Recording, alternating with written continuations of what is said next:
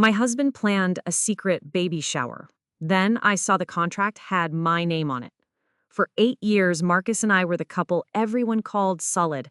What people did not see were the miscarriages, the doctor visits, and the empty nursery I stopped walking past because it felt like it was staring back at me. Marcus used to hold my hand and say, "We are in this together." So when he started disappearing on Saturdays and said he was helping his pregnant cousin plan a shower, I believed him. I even thought it was sweet. Then a venue coordinator called me at work. She said, "Hi, I am confirming the final baby shower package for this Sunday." I told her she had the wrong number. She said, "No, Mrs. Bennett, you are listed as the billing contact and mother." Mother. I asked her to repeat herself. The contract listed Elise Bennett as mother, Marcus Bennett as father, and Brielle Carter as guest of honor. Brielle was not his cousin. Brielle was his coworker. The woman who brought soup after my last procedure. The woman who hugged me and whispered, "You are so strong." I asked the coordinator to email me everything. 2 minutes later, the subject line hit my inbox. Bennett baby shower final packet. Venue rental, dessert table, champagne wall, custom sign, photographer, brunch buffet for 50 people. Paid from our joint savings account, the account called Future Baby. The account I had been filling dollar by dollar because I still wanted to believe we would have a child someday. Marcus had spent it on a baby shower for Brielle. But the contract was worse than the money. Under event description, it said, "Celebration for Marcus and Brielle's miracle baby, hosted in honor of Elise Bennett." In honor of me? Like my grief was a centerpiece? I drove home in silence. Marcus was in the kitchen, cutting limes, like he had not just carved my marriage open. I asked, "Who is Brielle's baby daddy?" His hand froze. Then he said, "Why would you ask me that?" I showed him the contract. He stared at it and sighed, like I had ruined his afternoon. Then he said, "It is complicated." Men only say complicated when the truth is simple and ugly. I asked if the baby was his. He whispered, "I did not mean for it to happen." He said Brielle was lonely. He said I had been distant after the miscarriages. He said he needed joy. Joy. While I was grieving, he was finding joy with the woman who brought me soup. Then he said the sentence that made everything inside me go quiet. "We were going to tell you after the shower, but we wanted you there because people respect you." They wanted me there, at the shower, for his affair baby, because people respected me. I asked why I was listed as the mother. Marcus said, "It was just for the venue discount. Married couples got the family package." The family package! My name was being used to discount my replacement. I did not scream. I said I needed to lie down.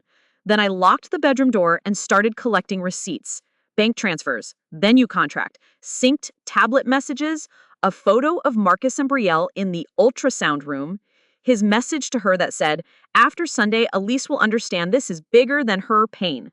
Bigger than my pain." I forwarded everything to myself. Then I called the venue coordinator and asked for the final slideshow file. She said, of course, Marcus already sent the pictures. That was the peak before the peak. The slideshow was titled Our Little Secret. It had photos of Marcus holding Brielle's stomach, painting a nursery in an apartment I had never seen, and smiling beside Brielle's parents like a son-in-law.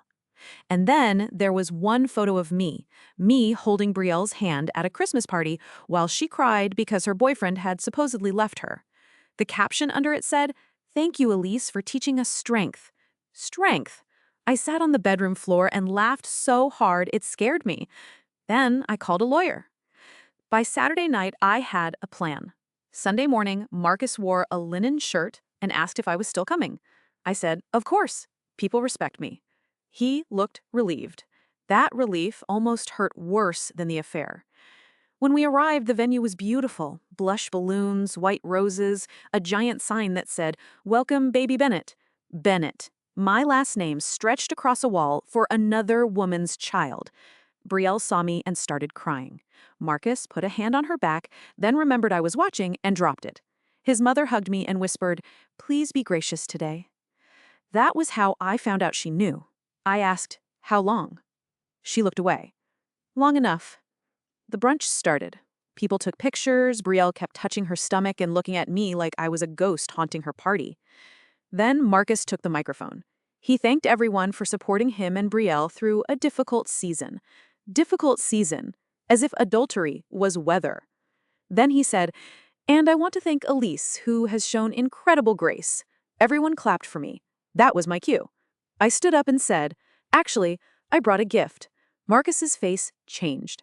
I walked to the projector with a flash drive. The coordinator hesitated. I said, "The contract lists me as the host. Please play it." She did. The first slide was the venue contract. Elise Bennett, mother. Marcus Bennett, father. Brielle Carter, guest of honor. The room went silent. The second slide was the future baby account statement with every withdrawal circled. The third slide was Marcus's message. After Sunday, Elise will understand this is bigger than her pain. Brielle covered her mouth. Marcus said, "Turn it off." I said, "No, this is the slideshow you paid for with my savings." Then the screen showed the ultrasound photo, the nursery photo, and the picture of me with the caption about strength. His mother stood up and said, "This is humiliating." I said, "Yes, that is what happens when private cruelty gets public lighting." Brielle's father asked Marcus if he was married. Marcus said, "Technically." Technically. That word did something to the room. Even the balloons looked embarrassed. Then my lawyer walked in. She handed Marcus a temporary order freezing our joint accounts, a divorce filing, and a notice of marital asset misuse. Then she handed Brielle copies of every receipt showing where the shower money came from. Brielle looked at Marcus and whispered, "You said Elise offered to pay." Of course he did. He told her I offered, he told his mother I understood, he told the venue I was the mother. He had built a whole family out of lies and charged me admission.